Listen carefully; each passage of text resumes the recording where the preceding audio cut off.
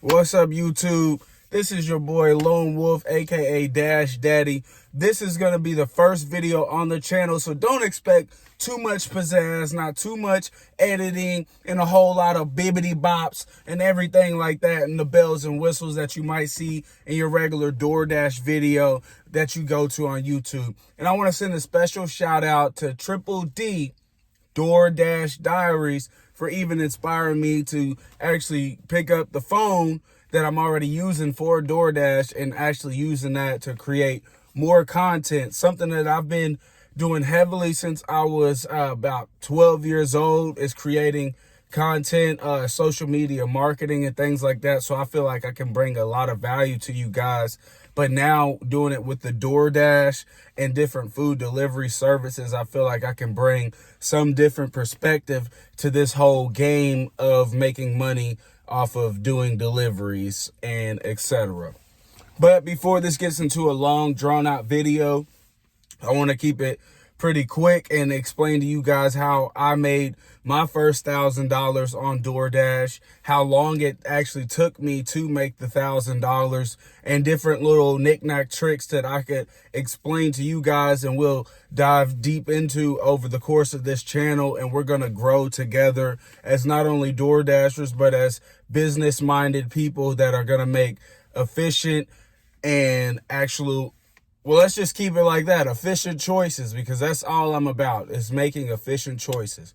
So this community that we're going to build is not only just for DoorDash, but it's going to help us in every aspect of business, that not only that I know, but any information that I can bring in from those outside of this to you guys. Now, this video is about 2 minutes long and you guys are already trying to figure out how to skip ahead. So we'll get right into it. I made the first $1,000 on DoorDash within 1 month of doing DoorDash. Now, that seems like a long time to some people, especially in certain states. The payouts may be different. Gas prices are different. The maintenance on your vehicle would be different. And the types of vehicles, because in some places they may allow for motorcycles and bicycles and even walking, but some is only vehicle. Like right now in my city, we only have the vehicle option, but as you know, if you already get signed up under a vehicle, you could always, oh, well, you forgot your car that day, now you're using a motorcycle, blah, blah, blah, or another friend's car, and you're sitting passenger side while you're delivering with your friend in their car. You can do that, although it's not recommended, and DoorDash wouldn't really promote it due to insurance purposes, but be smart, guys. We can figure out how to get this money together. Another thing being how fast I made it depended on my schedule.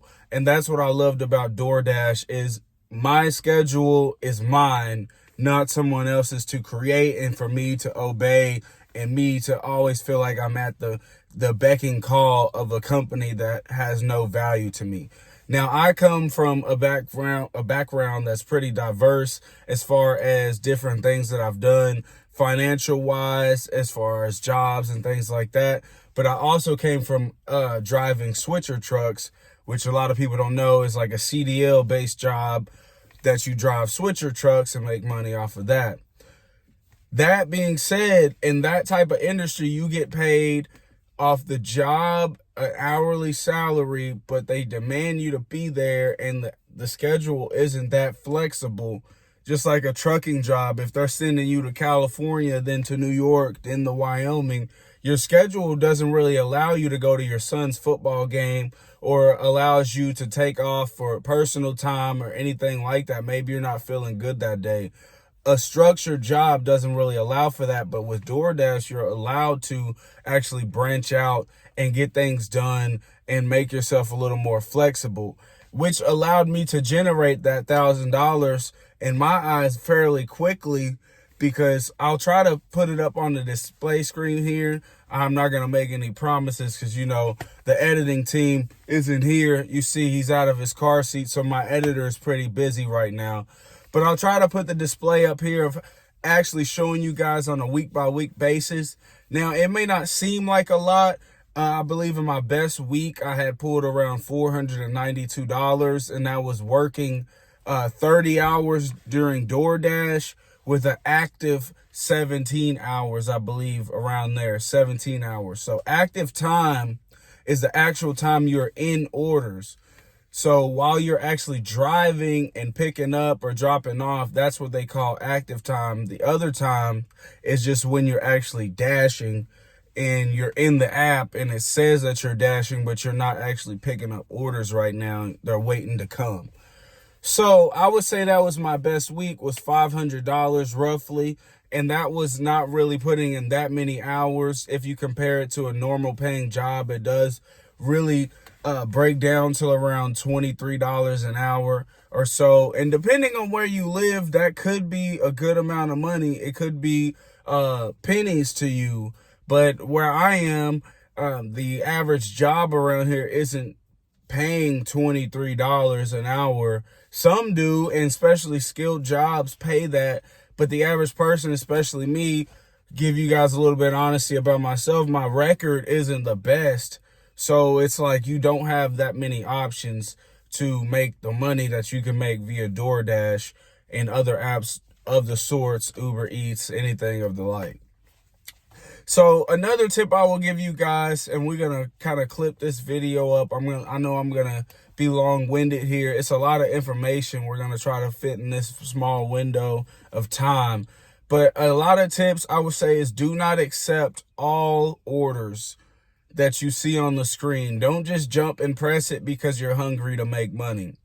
You're telling the algorithm that you'll take anything and it'll give you anything, and you won't make money. You'll drive 12, 20, 30 miles for $5, and you're going to be wondering, why am I not making any money on DoorDash? Why am I spending more money on gas than I actually get in DoorDash on the week? I'm losing money. It costs me money to DoorDash at this point. That's because you're not effectively doing the right things you need to do, which is deny an order. People are worried about the acceptance rating. It doesn't matter. Deny, deny, deny. If it's horrible, deny it. If it's out of your way, deny it. If it's too far and it's a $3 tip, deny it. Deny it, deny it. I'm going to keep being adamant about that because this is your time, this is your schedule, and nobody's forcing you to take anything. Don't take orders that you don't feel comfortable taking.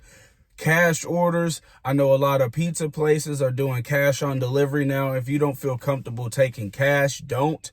A lot of times when I take cash on delivery orders, it tends to glitch in my app. I don't know if it's a kink that they have to fix within the app, but when I take cash on delivery orders, in my personal experience, my phone starts glitching as far as it won't properly get me the GPS to the actual delivery destination. It'll keep force closing the app on my phone and it'll just be shutting down. So with that being said, be mindful of if you want the order or not. Deny it if you don't. The distance of the order does matter in relation to the price. I try to stay on the scale of $1 per mile. And sometimes when I'm feeling bougie, I want $2 per mile that I have to travel. So with that being said, if I have to travel 5 miles, my order has to be at least $5 or more on the payout on my end. Now, some days, if it's too many of these little knick-knack $5 and below orders that you feel aren't really worth your time, then you would start declining these orders, and then DoorDash will send you one that may be higher, but it also may be less. So you never know what it will send you unless you feed it the information that it properly needs to give you as the dasher the best possible route for you to take. Now, some things I would say is to make sure you have a DoorDash bag with you of any kind. I tend to use the pizza bag a lot, even if I'm not picking up pizza, just because of the mass size of the pizza bag can fit a whole lot more. A lot of the pizza places will give you the pizza bag if you ask for one. You can order a better insulated carrying bag, but we're trying to be as cheap as possible. We're trying to make the most money without spending a lot of money. But if you've been in business, you're going to have to spend a little dollar to make it easier for you as well. For example, I invested $10 in this phone holder that you see that is holding my phone while I record this video. But it also doubles as my phone holder for when I'm doing DoorDash or anything of the sorts. And I need this space so I don't constantly lose my phone or have to pull it out of my pocket, or when I'm going on dashes and I have to take it out and take a photo of the food or let the customer sign it. I'm not searching for my phone. I'm not trying to find the GPS. It's already right here ready to go for you. Think about things that you need to make your life easier and get them while you can. Get them while you have the money. If not, borrow the money. If you don't have it, go do 3 or 4 dashes, get the money, cash out, and then go get you one of these phone holders. Go get everything that you need to be successful, because in the long run, it's going to bite you in the back if you don't do it. So to reiterate what we've said over the course of this video, I'm going to keep it light, and I hope you guys have made it this far in the video, and I appreciate you, because I mean, you don't have to listen to me and you don't have to believe anything I say, but I want the best outcome for you all and the best results for you all, just like myself, and we're going to grow together. And eventually down the line, you might see me in a brand new car that I paid for with DoorDash money, or I buy my son a new toy car because I only made about $12 on DoorDash and that's all I can afford. But either way, one being, make sure you guys have a bag of some sorts to carry the food. If not, man, just better use a seatbelt and strap it in. 2, be mindful of the distance of the orders. You don't want to go 20 to 30 miles for $3. Be mindful of the gas and gas prices. Try to go on a mile per dollar basis. So each mile should be at least $1 on the tip and dash base payout scale. If you are getting 5 miles on the dash, you need to be getting $5 on the delivery price that's paid out to you, and or more than $5. But I would try not to go under that, but you do need to sometime, and we'll get into that later. 4 is be patient, but be vigilant. Do this with a purpose. You have to go out and work. Nobody's making me go work.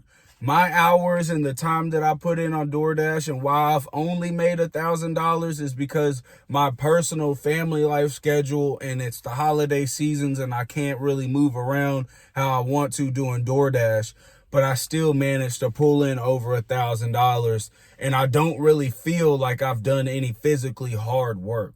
So with that being said, somebody who's worked in construction, laying brick, doing masonry, hard jobs, hard physical labor jobs, I would say that this is a blessing to be able to do this job. And if you guys take it serious, I promise you it's going to actually pan out for you and as well as me, because we're going to make this content for you, and we're going to keep driving, and we're going to keep living. I want to thank you guys for making it this far in the video. Like I said, we're going to chop this video down. I'm not really sure how long it's going to be at the end, but we're going to keep coming with more videos. This is Dash Daddy checking out with you guys one more time.